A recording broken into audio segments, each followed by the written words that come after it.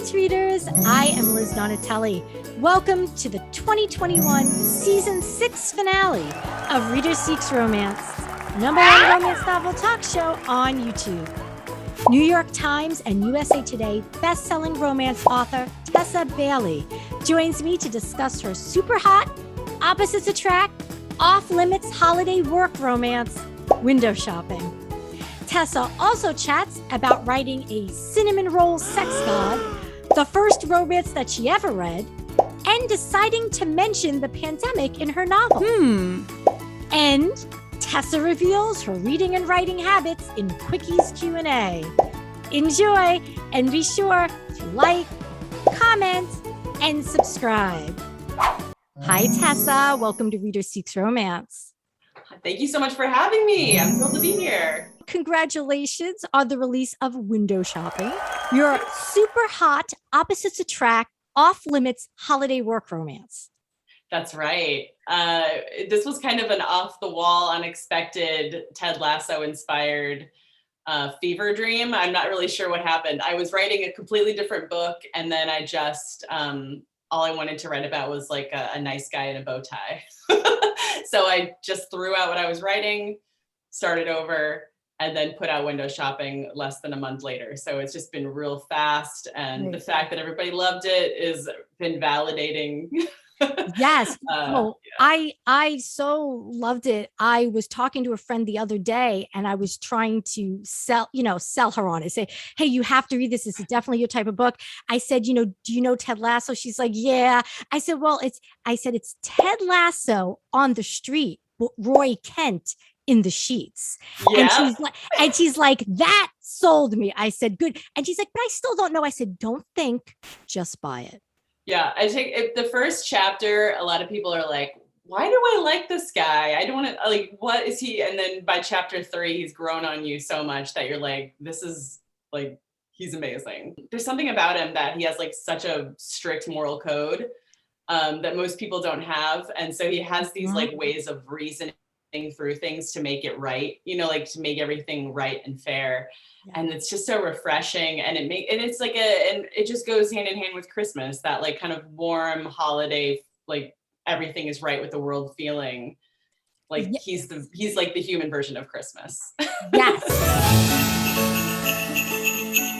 Window Shopping is definitely an opposites attract romance. A lot of you have probably heard of Grumpy Sunshine. Like the Grumpy Sunshine trope is very popular, but usually it's the woman that's the sunshine and the hero that's grumpy. Where in this case, I've had basically this Ted Lasso inspired good guy who wears bow ties and talks about his Aunt Edna. I've had him fall for an ex-convict named Stella, who he meets outside of, he's a manager, co-owner of this very famous department store in New York City. And he meets her in front of the Christmas decorated window, and they're debating why it's terrible. She's basically telling him it's an awful tragedy what's going on in there. And she doesn't realize he owns the store. And he encourages her to apply for a job there as the window dresser. And that's kind of always been her dream, but she was derailed by prison. And he gives her a chance. And it's a real beautiful love story. And obviously it's off limits. Bosses can't date employees, so they have to work through that. And it gets real sexy in that regard.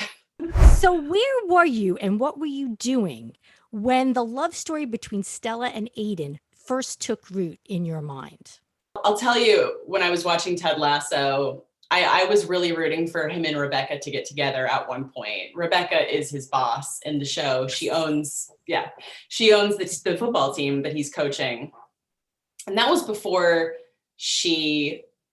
I don't want to spoil anything, but she got a different romance, basically, that I'm equally as thrilled about. But at the time I was like, oh, I would love them to get together and have her just melt, like have him melt her heart, her ice princess heart.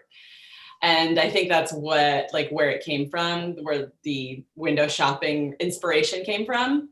But I think I'm always just going to naturally gravitate towards opposites attract. Like when I when I come up with the character, whether it's the hero or the heroine first, like that comes to mind, I will always try to think of a perfect foil for them, because it's just like, I think that's the most exciting thing about romance for me, is when two people who are completely different can find common ground. So Yes, I agree. I absolutely agree.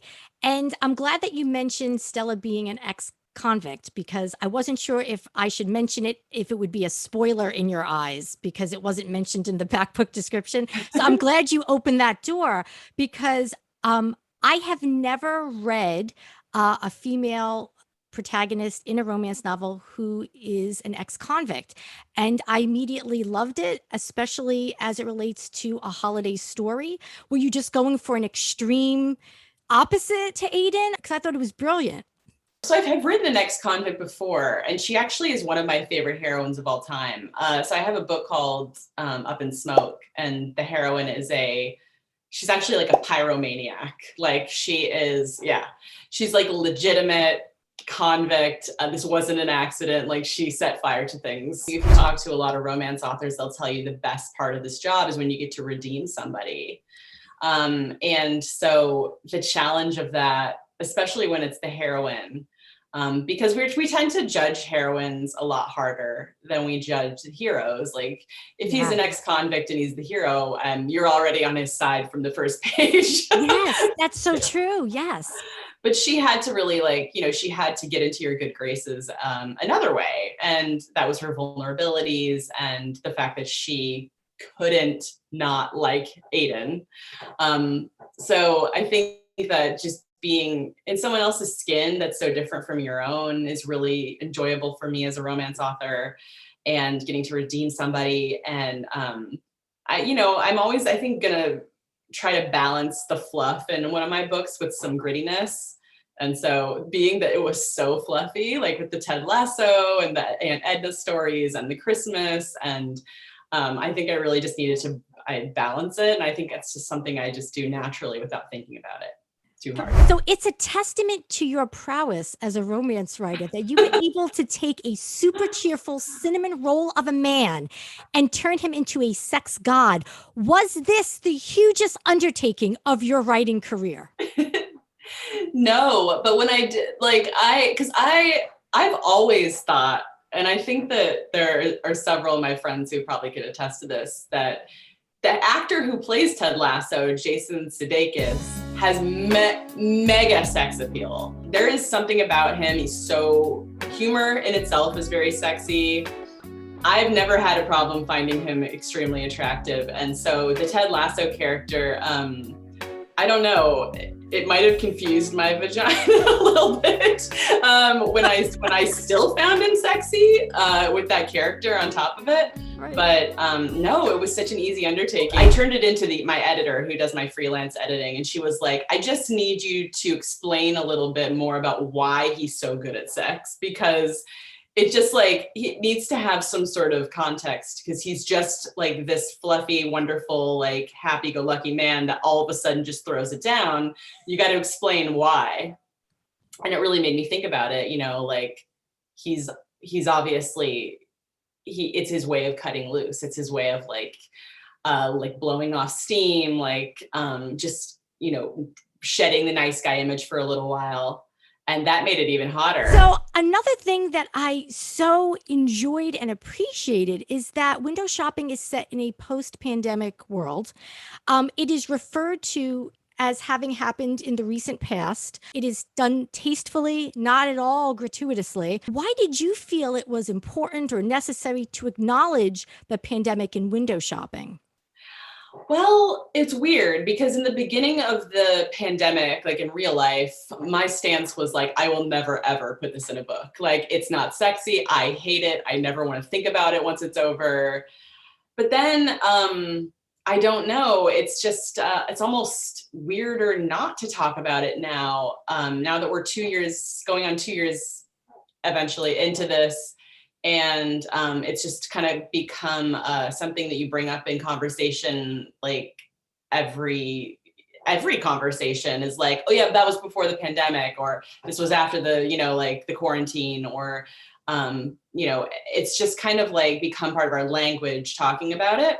And then it kind of just worked with the story because he was trying to revitalize the store. And it made sense that it would have been like post-pandemic. The pandemic would have affected his department store, like the people coming in, customers, like how they market things. I think the first mention of it, I was like, ooh, do I want to do this? And then I was like, oh, actually, it really kind of helps with the plot. So I left it in. Yeah, it absolutely made sense. And it's not even that I read it and I was like, wait, what? She mentioned the pandemic. I was just reading it and I was like, oh, she mentioned the pandemic. Like it was just so natural and it wasn't like shoehorned in. No, yeah. It made sense. It's not something that is going to bring you down in the book. It's just very casual and like, oh, there's plastic partitions up in the offices. It's just kind of casual and like it exists, but it's not a theme. So the first romance I ever read was Hidden Fires by Sandra Brown. I was at a family reunion in Maine with all the women in my family. I was bored out of my mind. I was 14 and I happened to find this paperback, Hidden Fires, in my grandmother's like luggage. And I was like, I've got nothing else to do. Everybody's watching River Dance, drinking tea, like endless tea. I cracked it open and I was just like, oh, like I couldn't believe it. Like I couldn't believe how invested I was. It's just from page one, it was like, it took place during the Gold Rush era and the characters' names were Lauren and Jared. And so like, it was kind of a matchmaker trope where like the father had decided that he wanted this, heroine to tame his son, who was like kind of a wild child. And the son resents her, so it's enemies to lovers. And it was like, I think I reread it the second I finished it.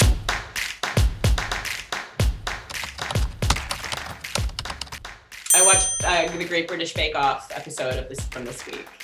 Oh, you watched the new episode? Okay, yeah, I watched that too. I'm not going to tell you anything. Okay, don't tell me anything. Love Hypothesis by Ali Hazelwood. I'm halfway through it. It's fantastic. It's about a female graduate student, a STEM major, and she kind of like has this fake dating arrangement with her, with another scientist. It's getting a ton of praise and it's well deserved. I think my next one up after the Love Hypothesis is probably going to be Get a Life, Chloe Brown, which I've totally slept on, and I need to get on that, by Talia Hibbert. And everybody on TikTok is talking about this Credence book by Penelope Douglas, which I'm told is going to scandalize me. So I'm really looking forward to that. Yeah. Probably on an airplane, because I like the fact that I can't do anything else. If I'm at home, like it's hard for me to focus 100% on reading or completely relax, because I'm like, yeah, I could definitely be spending time with my family or cleaning the house or working. Whereas if I'm on an airplane, my only option is to keep reading. And there's something that's really nice about that. Yes, I agree 1,000%. So in the mornings, I get up, I have a coffee, I cut up half a banana and I smear it with peanut butter. And I eat that with my first cup of coffee. And then I have to hit 1,000 words before I can go for my second cup of coffee. And I eat the other half of the banana with more peanut butter smeared on it. Basically 4 hours a day, Monday through Friday. I had to learn to adapt because of the pandemic. My daughter did remote learning last year, which means that I had to start waking up at 4 o'clock in the morning and working, basically doing flat out sprints from 4 a.m. until about 8. And I had to get in 3,000 words in those 4 hours. And I've sort of just kept it up. I'm telling you, if you get up earlier in the day, if you can find a way to do it, you will fit in 150% more than you thought you could. I feel inspired because I feel as if I'm constantly trying to find more time, but I also keep waking up later and later. So that's a problem.